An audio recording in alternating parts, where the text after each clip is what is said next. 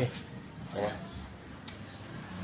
Good day mga kadutot, no? Ito na yung ating product tong buong linggo na to. Dito nakapag-upload nung luma pa. Dati naka-L2 na lababo. Nandito. Medyo masikip lang kasi sa area. Kaya ginawa ng may-ari. Gusto niya, diretsyo na lang. Kung lang na-videohan, gawa nung nasira kasi yung cellphone natin nakarang linggo. Ito na yung ginamit natin. Nakalawang palit na kami ng 60x60 na tiles. Medyo pangit talaga yung dating niya.